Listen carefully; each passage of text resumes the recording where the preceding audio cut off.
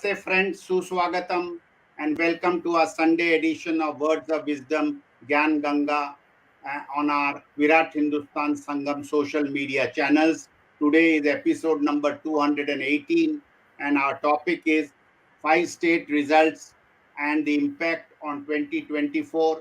We have got the 4 election results. The fifth one counting has been delayed and it will be probably tomorrow. And the second topic of discussion is Pannun hit job, flawed intel or truth.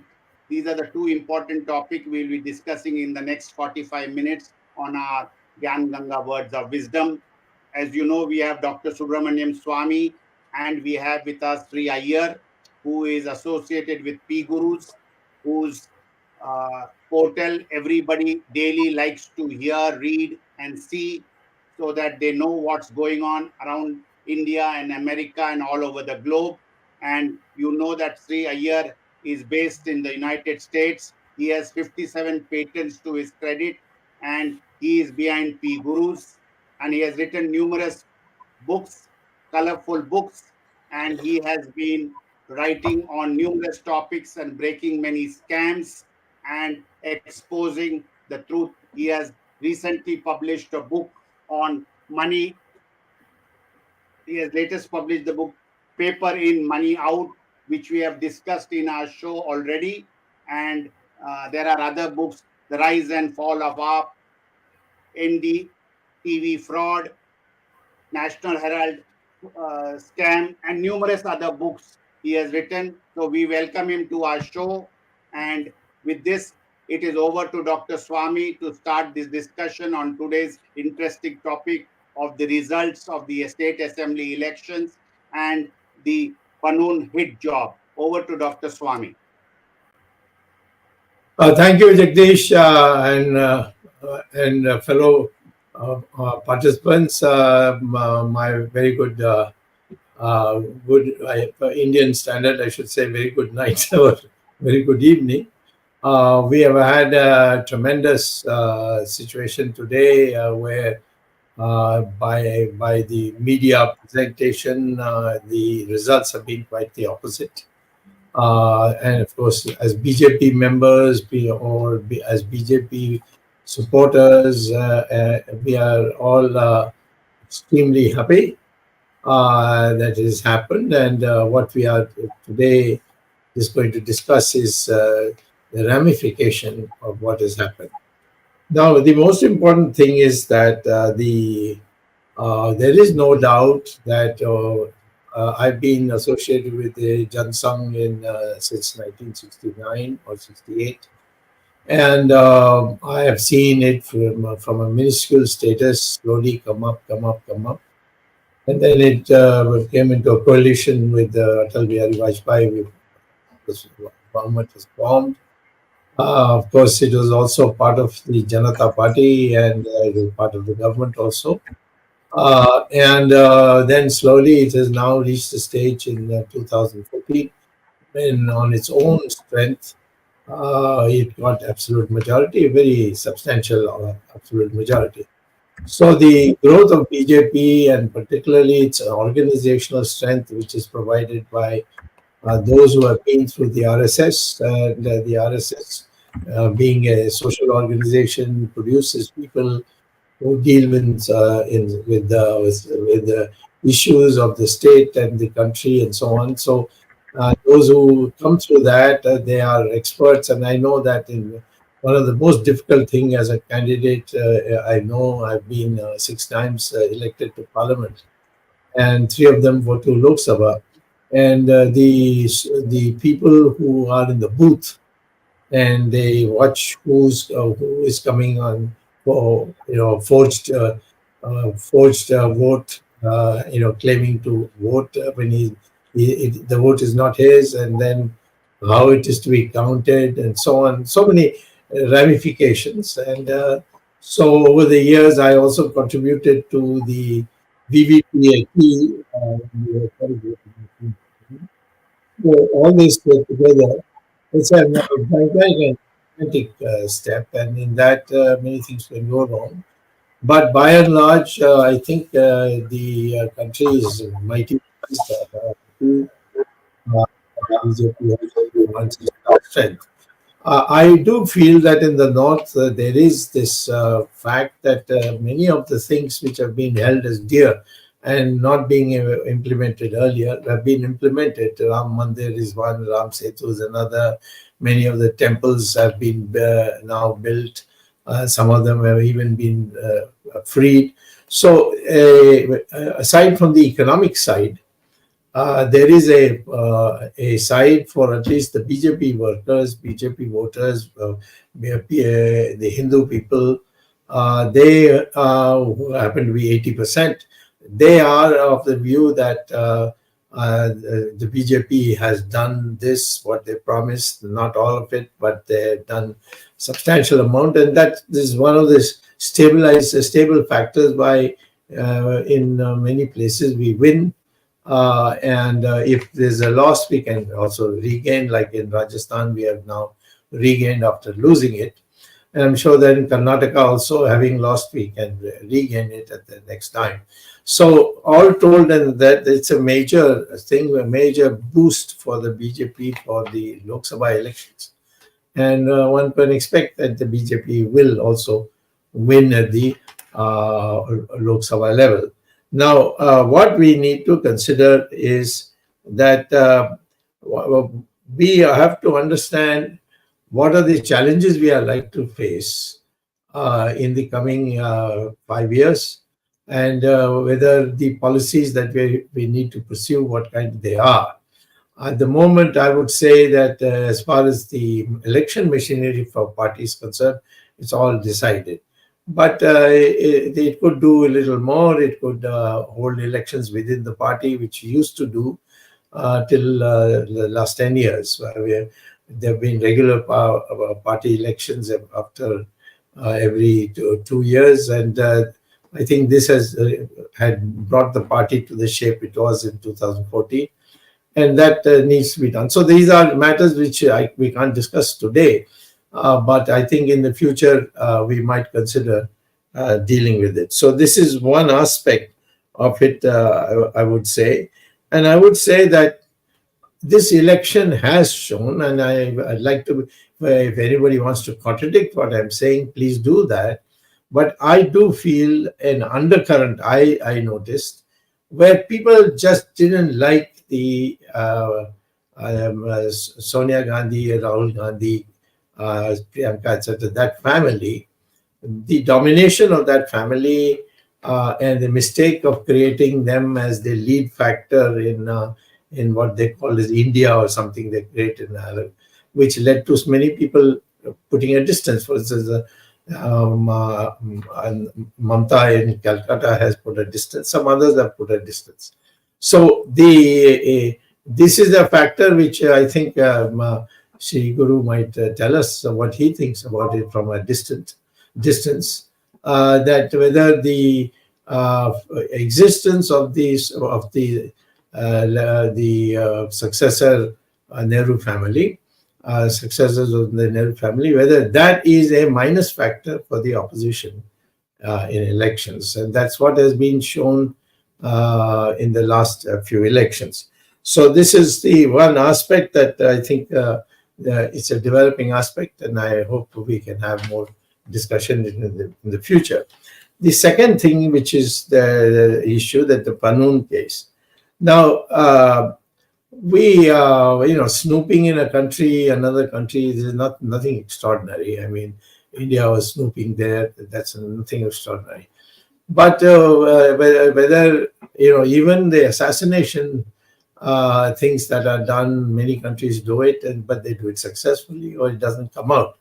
But in ours, there's been a great deal of amateurism.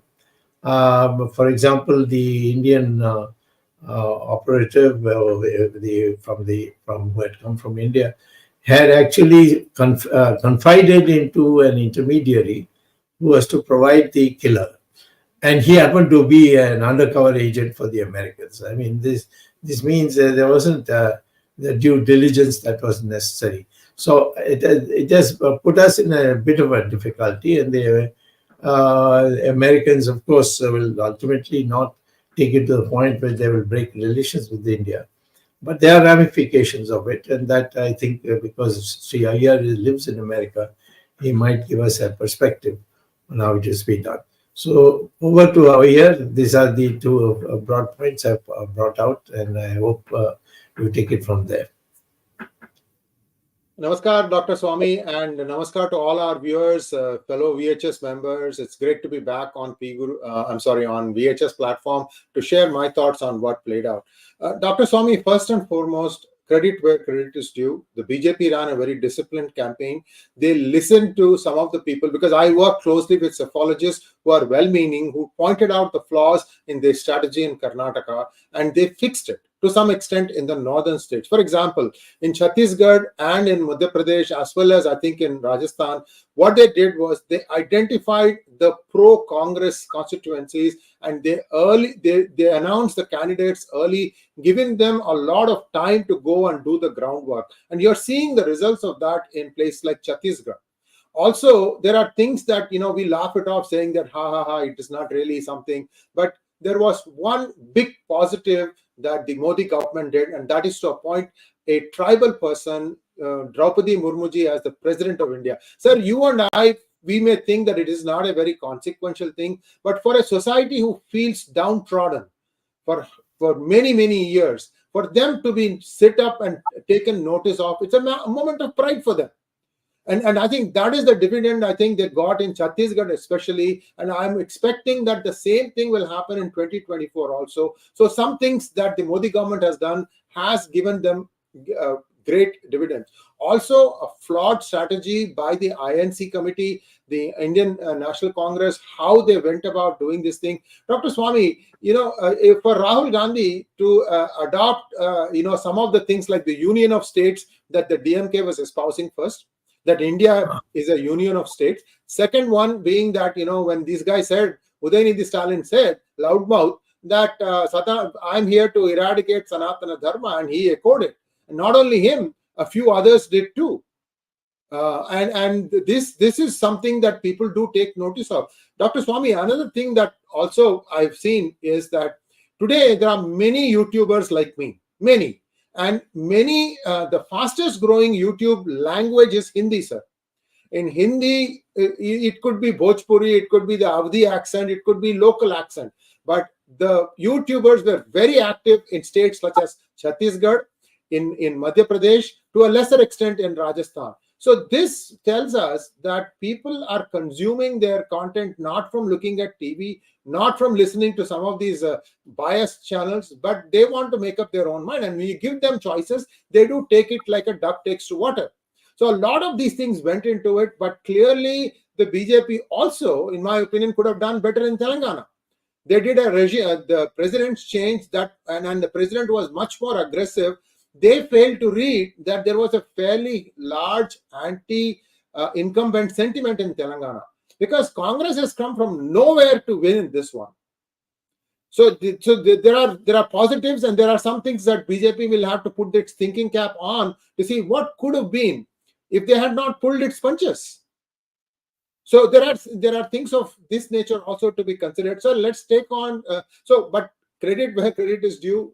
Hats off. BJP at least can breathe easy that the road to 2024 will not be full of thorns, but it will still be having some thorns. There will be some pinpricks here and there. That is a given.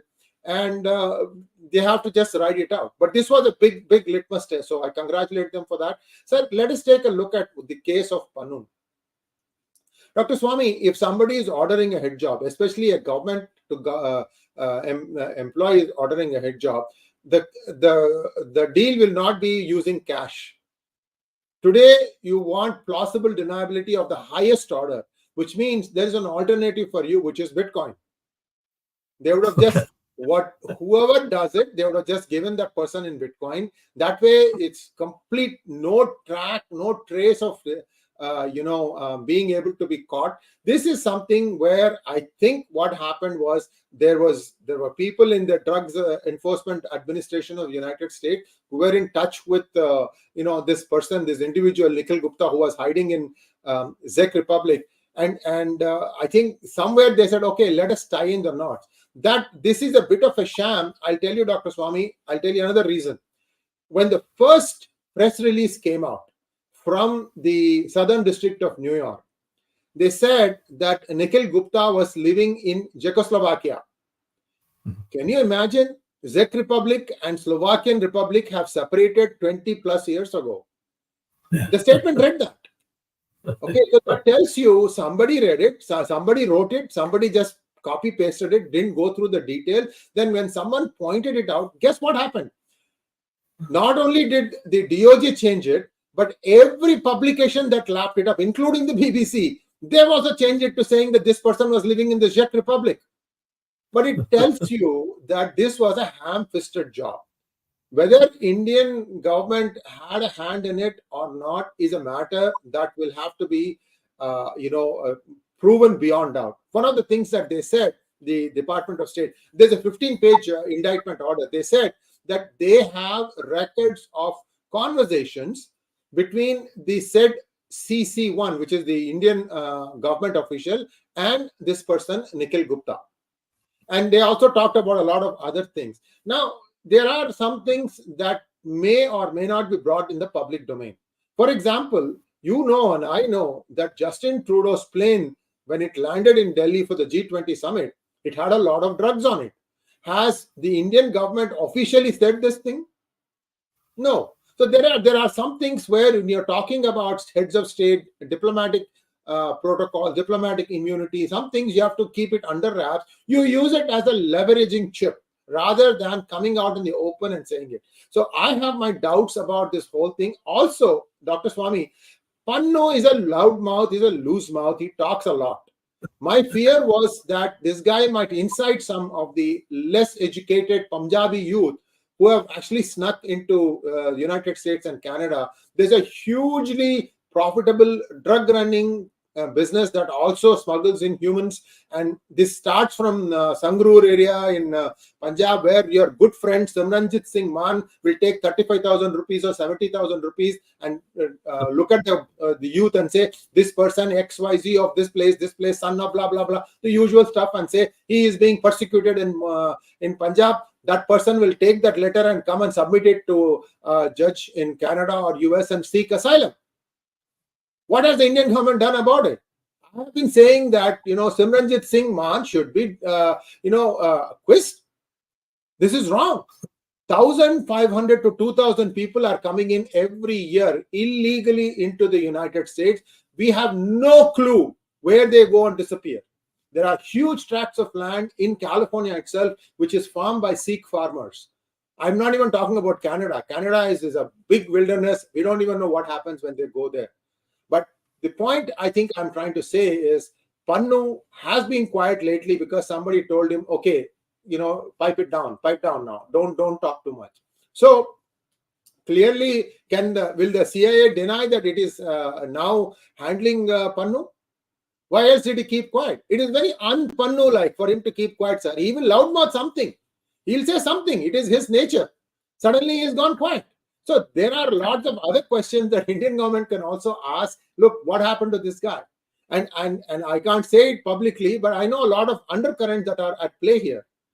And the United States is yet to apprehend the culprits who set the SFO consulate building on fire in San Francisco. In connection with that fire, the National Investigative Agency on the 22nd of November made some arrests, not only in Punjab, but also in Pune.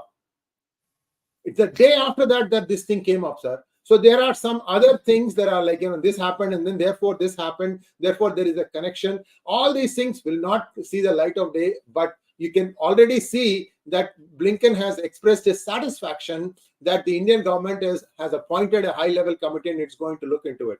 Sir, also, I would request you, VHS members, as well as P Guru's family members, to watch two videos I put out just days before all this. Who in the Department of State hates India? That was the first one. And the second one, who in the Department of State hates Israel? Actually, in my opinion, the one on Israel is more important for India because there are a lot more details of the amount of poison that is finding its way up the ranks of the US Department of State. 10 years from now, it will be much, much worse. I'll also tell you one more thing, sir.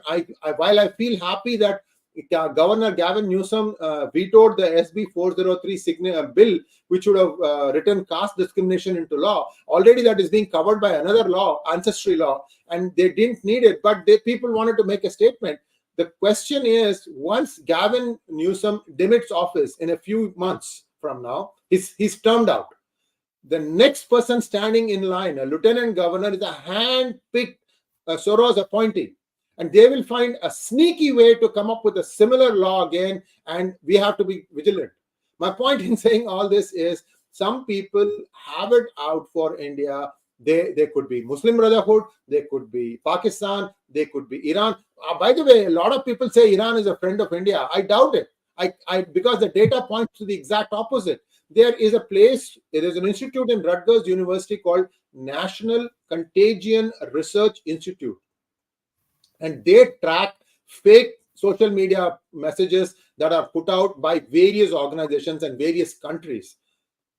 You will be surprised to know, Dr. Swamy, that Iran is the highest anti-India vitriol that gets poured at maximum. And we don't even come to see these things because you and I, we are on WhatsApp, we are on Twitter, some of us may be on Facebook also. But the real activity where the youth are being poisoned is in a channel called 4chan, 4CHAN, and another channel called Telegram. Telegram is based out of Russia, but they say that they are independent. Be that as it may be, I haven't seen any problems in Telegram. I do use it once in a while. So these places, the next generation is completely wokeified. There's a huge challenge for parents of my age. We probably didn't see this thing coming. We got blindsided. Whatever it is, the question here is, there are more such things going to be happening, and India needs to be able to defend itself. They need to be more batting on the front foot, in my opinion. They did bat to some extent. I think more of such is needed. That's all I can say. By the way, Dr. Swamy, before I stop my initial remark, it is Pandit Satish Sharma and my efforts post the 370 abrogation, where we showed the mirror to the Indian High Commission in London. Look, Labour is passing these kinds of resolutions in their annual party conference, and you guys are still giving Diwali invitations to Labour. That's what stopped this. That's what stopped this nonsense. And then only Dr. Jaishankar started discovering that there is a front foot way to play also. Till then, it was at the crease or on the back foot. Credit where credit is due, sir. And Pandit Satish Sharma and I, we were the ones first to highlight this thing. So again, it goes back to that Virat Hindustan Sangam. It has actually told people how you can be modern and you can still be imbibing the values of Sanatana Dharma. This is the most important thing of all the charters that VHS has. And I believe that some of us have been able to successfully shape people's opinions and minds. Thank you, sir. Let me ask you this question. If India and the United States are friends, then couldn't this espionage thing have off the newspapers and dealt secretly between the two countries? Why was it publicized? And it was, in fact, it turns out that the Canadians were forced by the Americans. Dr. Swamy, that's why I said that those two videos of mine.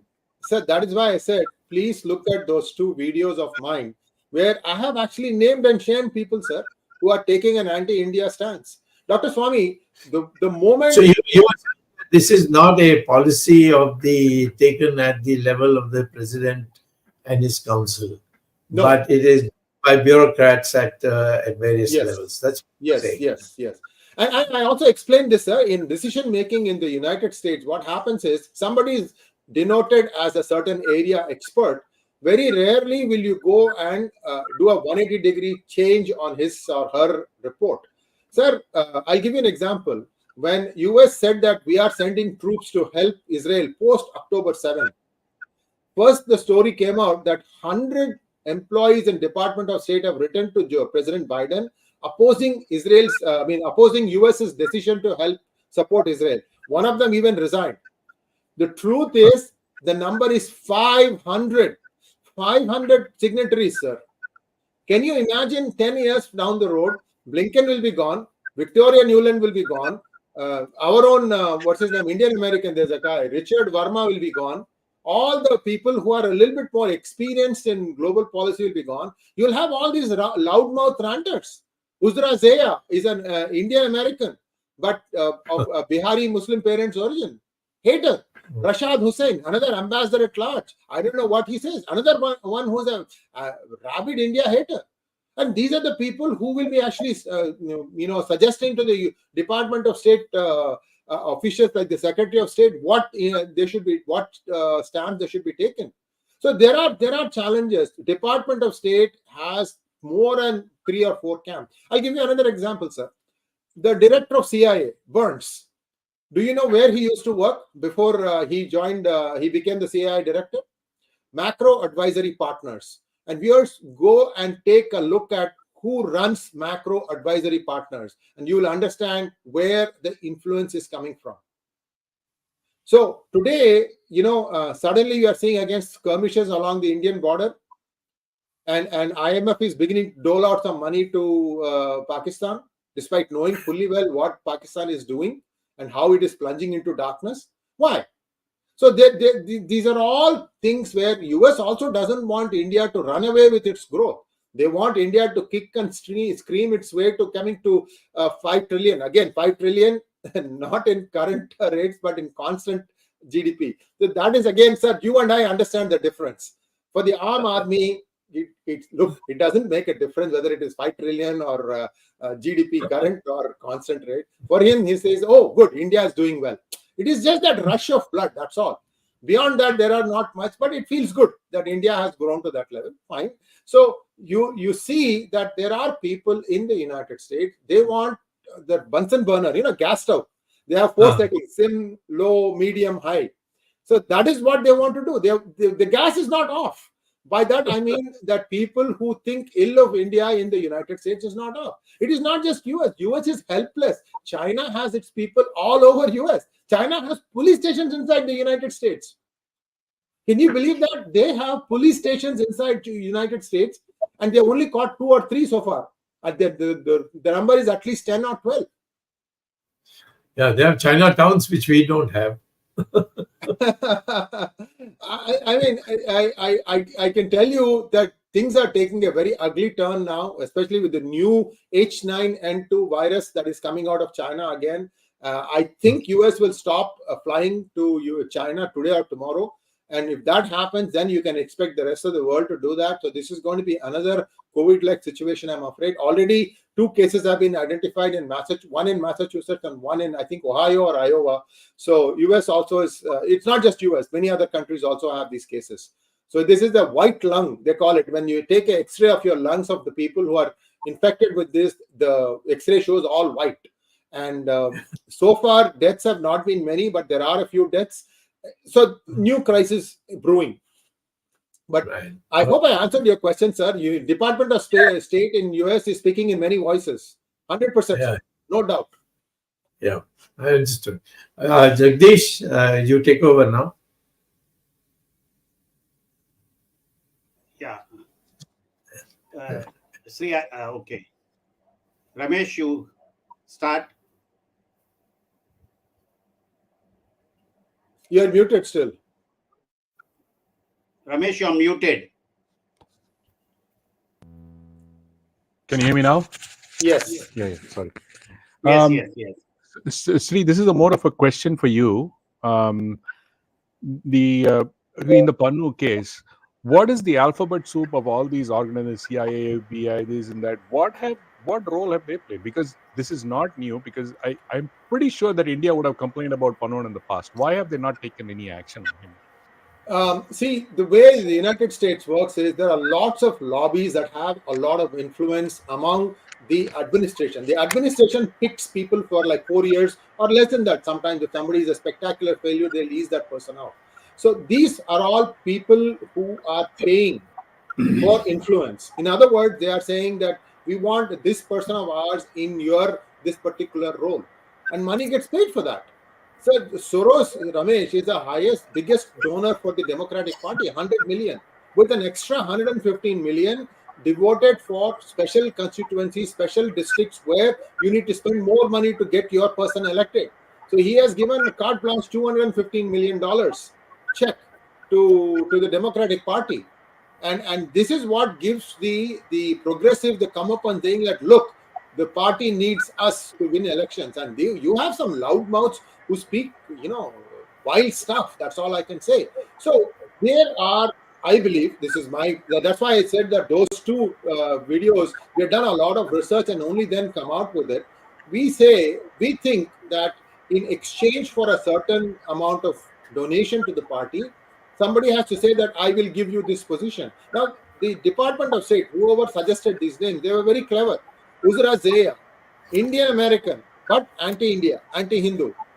Khalid Rashad Hussain, Indian American, anti-Hindu, anti-Indian. How do you think the government of India can go and object to these appointments? They'll say, look, these are all Indian Americans. Are you telling me that Indian Americans don't like India?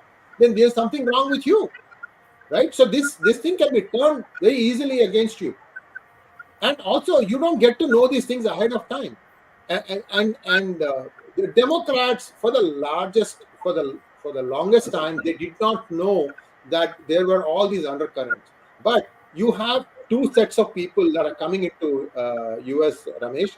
One set, not useful skills. They are dependent on the state dole, and they have a lot of time on their hands. And the other set, like you and I, who have come here because we felt that meritocracy was not being rewarded in India.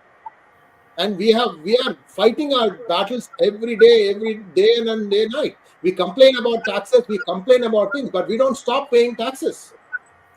Now, this group, all they need is some amount of brain matter that will come and tell them, okay, here is the playbook. That's why the toolkit came, because they are dealing with dumbos. These dumbos can only at best copy paste from here to here and do a few changes. How many times have I done programs where I can show one particular overarching graphic around which like 10 variations of the sentences will come? That's all these guys are capable of. But these are the people who have a lot of money. Muslim Brotherhood is funding through Qatar. Iran is funding them. And probably some of the aid that US sends to Pakistan finds its way back here. We know that how US aid works. Most of the money comes back here by way of projects to US companies. Same thing China tries to. So a lot of undercurrent is in play. I wish there were 10 P Gurus YouTube channels so that things can be reacted to much faster than what we are doing. At the same time, I'm hoping that this will open up the eyes of the average American who's very well-meaning, very innocent. They don't know much of what is happening in the South Asian countries, all the different undercurrents, and they tend to take somebody's word for it. And that somebody happens to be knocking on their door, especially the congressmen, assemblymen, senators, whatever, 10 times. And for every 10 visits of these alphabet soup organizations, you'll have one visit from the pro-Indian group. And as a policy, India doesn't lobby. Guess how many organizations lobby for Pakistan? Somebody says 400, even assuming 40. That's 40 too many, my friend. They're constantly, look at Tammy, that senator. She's again bringing up that the Indian minorities are feeling threatened. She's bringing a Senate resolution. Sree, one quick observation. I think there's one place where India has really lagged behind or kind of failed is to not kind of build kind of support within the media, one, in the US media, and two, even among the congressmen or congresspersons. They've not built.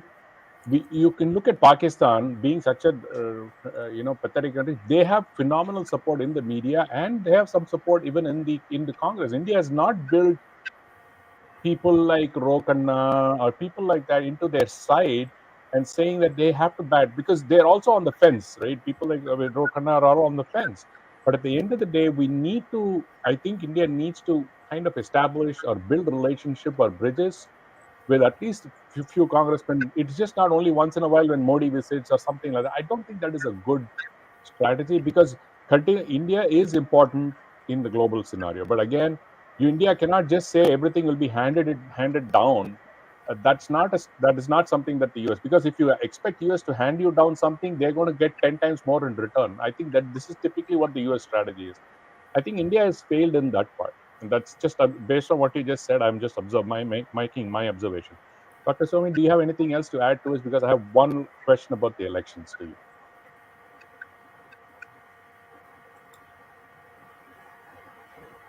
Yes, I go have a ahead. question for Sree Iyer. Sree Iyer, Okay, go ahead. you talk about these various groups who are anti-India and all that, but India being a democratic country vis-a-vis Pakistan, a failed country, Islamic country, why can India not have Indians or Indian lobby not have a very dominant role to play in the United States, while a tin pot country like Pakistan has a big influence what you say in US. That is one aspect. Second is the Pannun case. Why are such type of cases only emerging now, and why were these type of matters not done by the same type of anti-Indian lobbies in the past? I just want to know, all of a sudden, when Mr. Narendra Modi gets a rousing reception, second time in a row in Washington, and here something the government is doing contrary to that.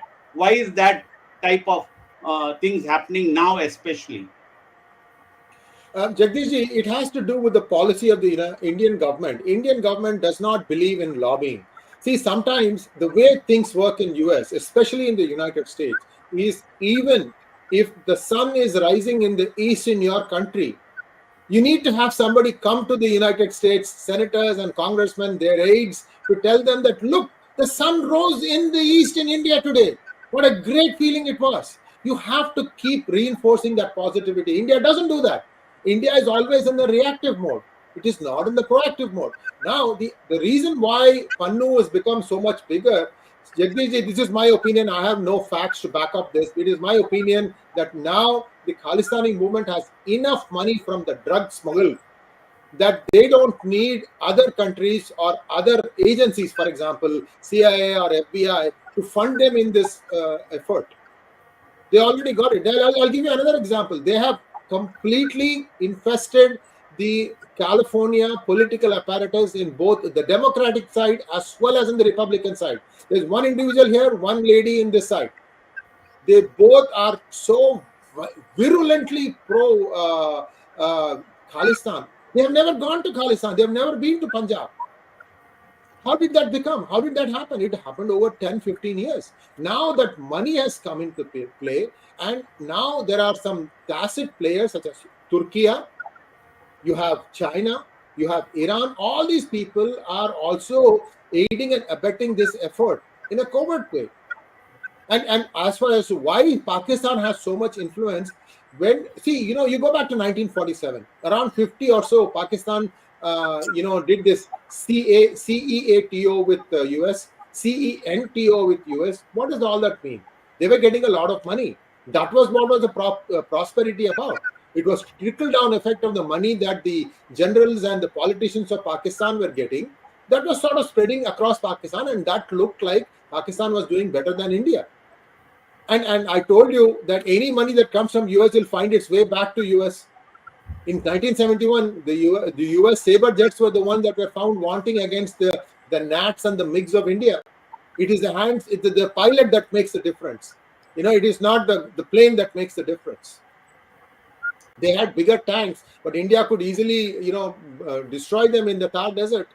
So the thing I'm trying to say is India still needs to fine-tune its policy. It needs to have a muscular lobbying group. Right now, Jagdishji, in the last 6 months, especially after the SB 403, we have political action committees which are associated with Hindu Americans.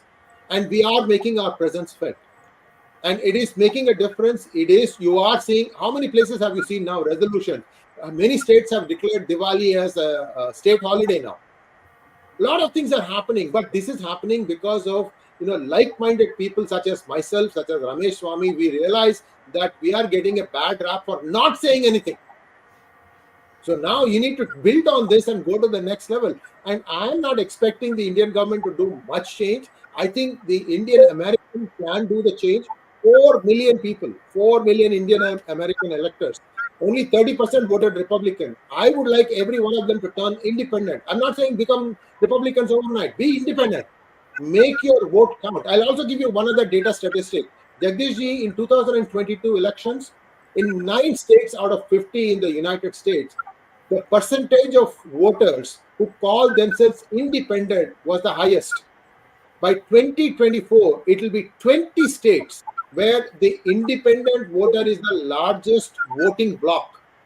So people are not fools. They are reading, they are watching videos. So things are going to change. The Democrats are not going to have it so easy. Of course, they have other ways to win elections, and they'll say that Republicans are gerrymandering, and that's how they keep getting Republican candidates. This is a mess. I completely agree. India has done a better job as far as doing EVM and a consistent way of voting across the country. Although one thing that I would still insist that the Election Commission do, just to take this bugbear of EVMs being manipulated, what they need to do is they are doing random checking of printed ballots versus the electronic votes. But in my opinion, they need to be doing that for 10% of the EVMs. Each EVM probably stores 1,500 votes. 10% they need to do that random checking, not one. The number now is very, very, very small. That is statistically insignificant. Dr. Swamy, as a statistician, you would agree that if in 10% randomly selected EVMs, where you're checking the electronic count versus the actual physical count, if they all tally, that would mean that it was a clean process. 10% you cannot handpick and say, I know this, I did not rig, I know this is rigged, I don't want this to be. You get the point, right? This is what the opposition needs to be doing. I mean, tell me who has the intellectual gravitas in the opposition to understand how statistics works. No, but Sree Iyer, that random thing is happening in Indian electoral machines. It's not and enough. VVPAT. Sorry, it is not enough. No, they are doing 2 per constituency. But okay, so 230 constituencies in Madhya Pradesh. Divide that. That is 460 EVMs. 10% is what I'm saying. You take the electorate, you divide it by 1,500. That is the number of EVMs that are there. I'm saying 10% of those EVMs taken randomly. Bring all the political representatives. Let them watch. Do the counting. That has to be done.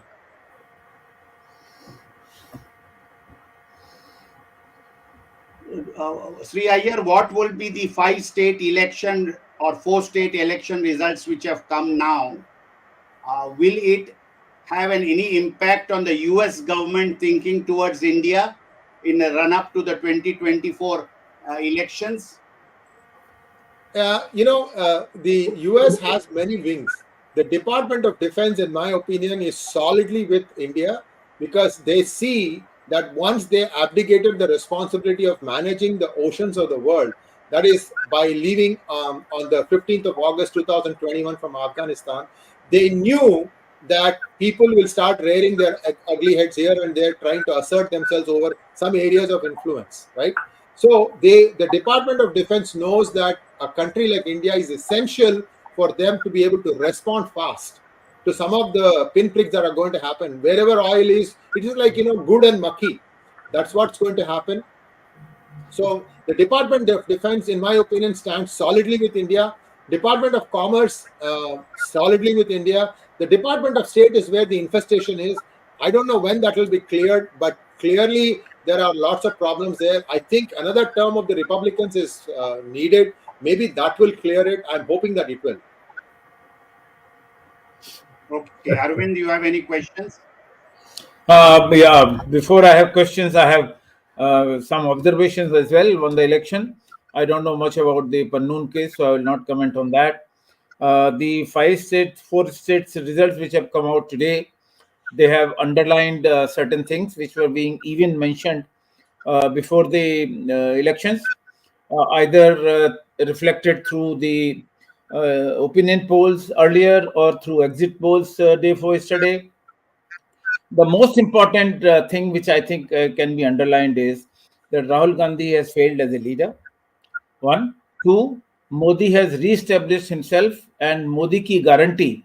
This is the phrase which is going to work in 24, or if not work, at least BJP is going to use in 2024 election. Modi is the only leader in this country, and BJP. That is what BJP has now found. It's not a new discovery, but elections have re-established him. Modi and Shah, this combined will be more dictatorial, not only within the party, but even within the country after this election, which is reflected by the massive win in the three North Indian states.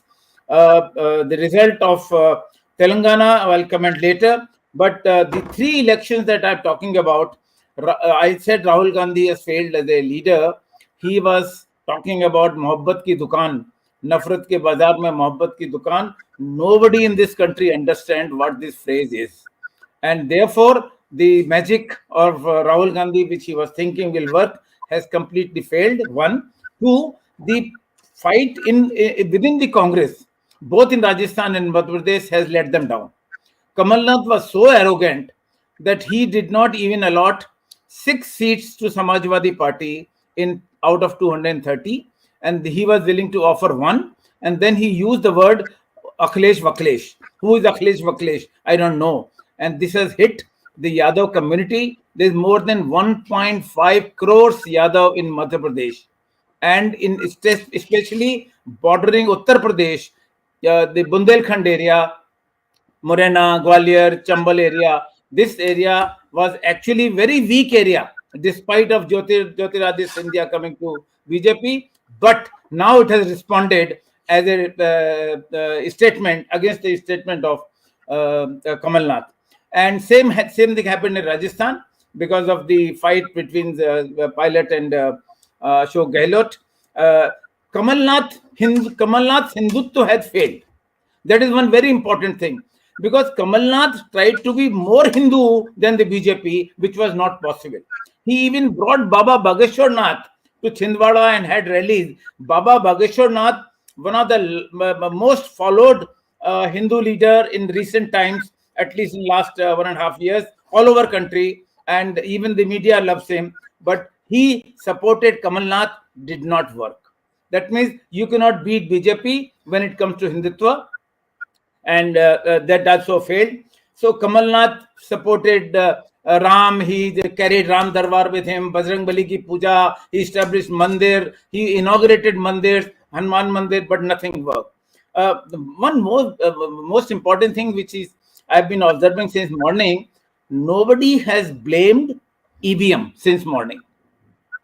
And the reason is that they have an achievement sort of in Telangana. If BRS has returned, I'm sure by now 20 leaders would have blamed EVM. So one is that. Now the question is, who will be the CM? The Modi-Shah dictatorship within the party, they had tried. They're not projected anybody. They're not even projected Shivraj Chauhan, who has been there for 18 years as chief minister. And they did not project Vasundhara Raje Scindia, who is the single most vote catcher in Rajasthan on BJP's part. Instead, they brought several MPs to fight the election for assembly, both in Madhya Pradesh and Rajasthan. Surprisingly, many MPs lost.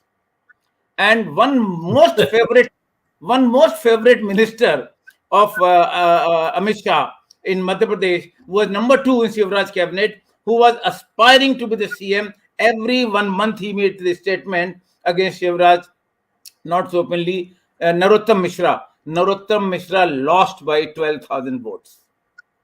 And maybe the Shivraj magic has to play. And when Sree Iyer ji was mentioning about the importance of local language, let me tell you, the kind of folk songs and the folk music BJP used in this election is tremendous. I mean, in every nook and corner, every local language, the entire campaign was in local language and using the folk music. And they say, Mama magic karat hai. Mama magic karat hai means Mama is the nickname for Shivraj Patil, who claims to be the brother of the women of Madhya Pradesh. and he says, "Sara Madhya Pradesh mere bhanji aur bhanjiyan hain," means the sons and daughters of my sisters. And he had this Ladli Behan Yojana, which were 12,000 rupees per month he is going to give. Where from he will give, that future will see. But this promise has worked in Madhya Pradesh against all the promises of Kamal Nath. So the question is, with Dr. Swamy, with his experience, and Sree Iyer with his political analysis that he has to command, whether Vasundhara Raje will be brought as chief minister, or they will bring somebody like Baba Balaknath, who's called Yogi of Madhya Pradesh, Yogi of Rajasthan. So maybe Balaknath may be one of the candidate, or maybe Meghwal may be one of the candidate. Or there are a large number of MPs who have also won, and maybe Rajyavardhan Rathore or somebody. And similar thing in Madhya Pradesh, whether they will bring, now since Narottam Mishra has lost, so one contender for the chief ministership against Shivraj Chauhan is gone. So maybe they'll pick up somebody else. Diya Kumari could be one of the candidates who is a Rajput also. So Dr. Swamy and Dr. Iyer can answer this question. Dr. Swamy, you know more about this stuff than I do, so I'll let you go first, sir. About what? About who will be the possible CM in Rajasthan and Madhya Pradesh. If it is Vasundhara and Shivraj Chauhan. if Vasundhara becomes, I will believe that Modi has undergone a major psychological change. Knowing Vasundhara, he will never have her as chief minister, according to me. And Shivraj Chauhan, Dr. Swamy?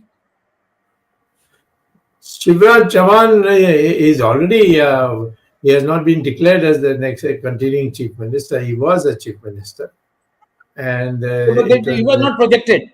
Nobody was projected as chief minister candidate. Yeah, absolutely. You are the sitting chief minister. And if you don't project anybody, you are in effect saying that there's perhaps a better alternative to Shivraj Chauhan. So I think he probably won't be there. And knowing Narendra Modi for such a long time, I'll tell you that this will all go to his head, and it may affect our Lok Sabha. But on the other hand, this Hindutva factor has become very strong in North India, and so we should be able to perform very well in the Lok Sabha elections also.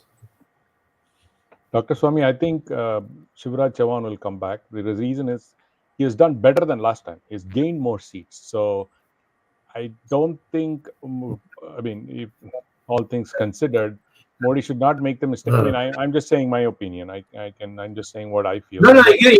Yours is a more healthy approach, saying that he performed. Don't break something that's working. Very simple fact. We also said don't mess with something that's working. Things like that. He thinks that he's next to God.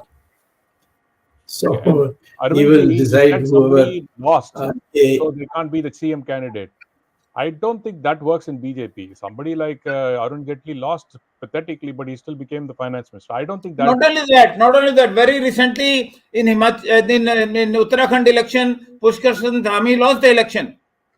He was the sitting chief minister. Sitting chief minister lost, but even after losing, they made him chief minister. In Uttar Pradesh, the deputy chief minister lost in his own constituency in Allahabad. Yeah, but that's what. When it comes to BJP, I don't think losing is an issue. They want the fight in the states to be alive.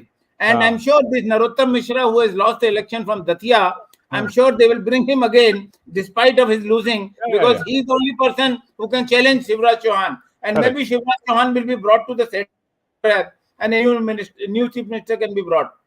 Yeah, he could be that, or maybe he made a deputy chief minister and created ruckus. I see. At the end of the day, whatever fancies Modi today will happen, because at the end of the day, this elections, this defied all polls and things. So the way he has come back with these 3 elections, as Dr. Swamy said, he is going to have fun nominating the chief ministers. So at the end Yeah, of the but day, they have not nominated anyone who is a background of being senior to him, which Shivraj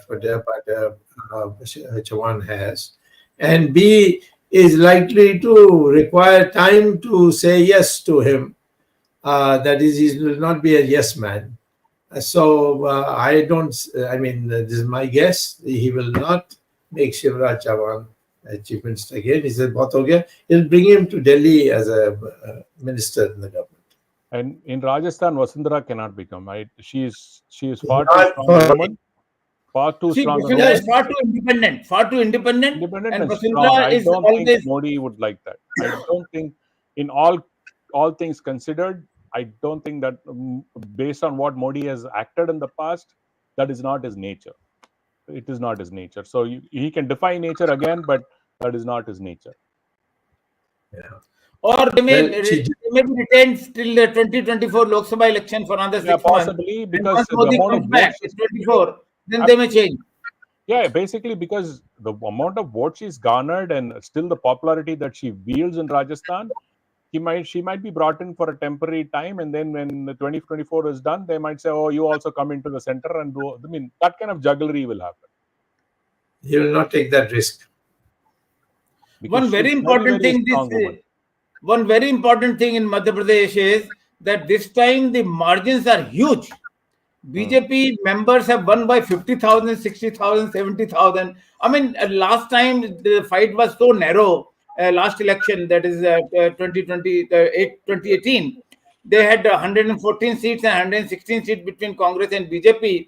The difference of 1 or 2 seats only. Not only that, in every victory, the margin was 500 to 1,000 or maybe 2,000. This time, the BJP has swept majority of the seats because of the as per the Congress leader called Pramod Krishnan, he says Sanatan Dharma ka shrap lag gaya inko, the curse of Sanatan Dharma, because Absolutely, absolutely, as Sree said. Rahul Gandhi did not speak against Udaynidhi Stalin when he had Exactly. claimed Sanatan Dharma to eliminate it or decimate it. Yeah, So that's I think, exactly what when Sree Iyer yeah, said that, yeah. it has had a huge impact when he began saying that, what Udaynidhi said has a huge impact in the north, because BJP did a phenomenal campaign of spreading that, saying that if these guys come, they're going to destroy Sanatan Dharma.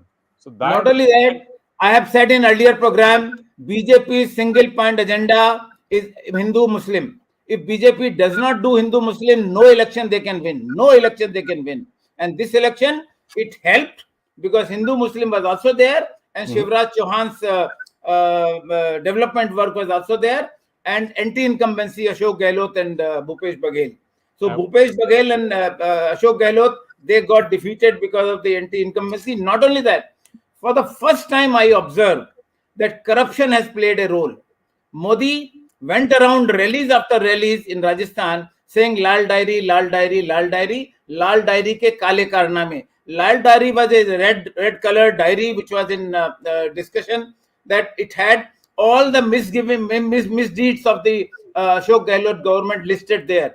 So one, and second is this Baghel government got blamed for this Mahadev gaming, and ED and CBI have already raided relatives of Bhupesh Baghel to get the trail of the money that has been paid to Bhupesh Baghel allegedly. So this time, Rajasthan and Chhattisgarh, corruption also worked, the infighting also worked, and Hindutva card of BJP also worked. one thing, in spite of 40% of all schemes for the downtrodden went about Muslims, roughly, based on, I don't know the correct calculations, roughly only about BJP got 2% of the votes. So I think it is a good lesson for BJP, saying that there's no point in doing this appeasement politics. As Dr. Swamy said, Pasmanda Hindutva Musalman. won. So I think they should double down on Hindutva to 2024. I think BJP will make a clean sweep in 2024, because there's no point in doing appeasement politics. And the last Absolutely. one, Arvindji, you said some of this Swamiji who tried to help that guy. Bageshwar, Baba Bageshwar.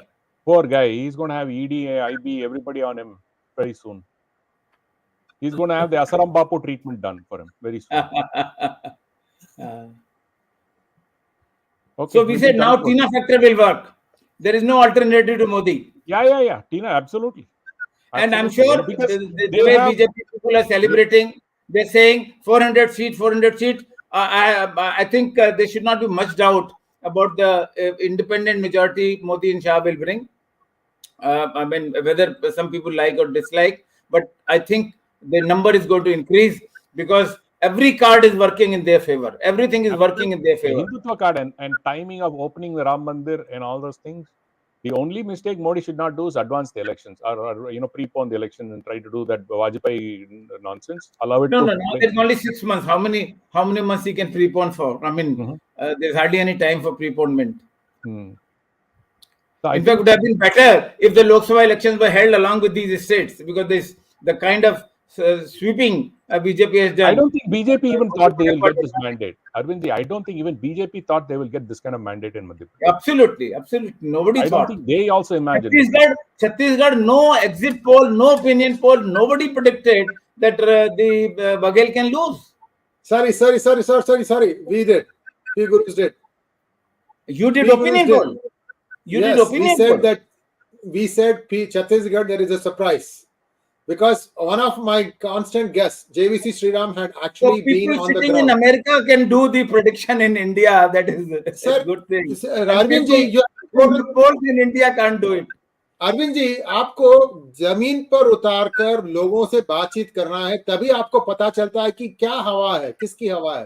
तो हमारे विश्लेषक में JVC Shriram ji ने छत्तीसगढ़ खुद अपने पैसों पर वो जाकर वहां पर उन्होंने कई दिन बिताए. तो ये ग्राउंड स्वेल का जो सिचुएशन था, उन्होंने बताया था कि यहाँ पर मैं सेंस कर रहा हूं कि यहाँ पर एक सरप्राइज हो सकती है. इतना भी मैं कह सकता हूं कि रूरल छत्तीसगढ़ में किसी ने महादेव ऐप के बारे में सुना नहीं था. लेकिन जब भ्रष्टाचारी का नाम जो होता है, और एक और चीज देखिए, पहले सब क्या सोचते थे, हम टीवी में हम कुछ बोल दिए तो वो सब मान लेंगे.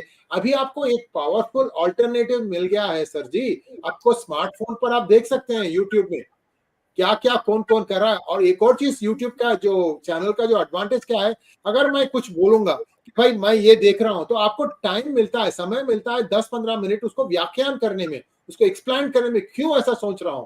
तो लोग समझते हैं ये तो सिर्फ it is going back to our narration. Ram कथा सुनने के लिए हर सबको पता है कि रावण मरने वाला है, फिर भी हम जाकर सुनते हैं रामायण में, क्योंकि उसमें कोई एक नया एक एंगल आएगा, कोई एक तो ये जो यूट्यूब का जो प्रभाव है, मेरा ये मानना है स्पेशली इन हिंदी कि ये बहुत ज्यादा है, और लोग सुनते हैं और सोचते हैं उसके बाद में ऐसा क्यों, ये शख्स ऐसा क्यों कह रहा है, शायद उसकी बात में कुछ दम हो. I'm just thinking loud.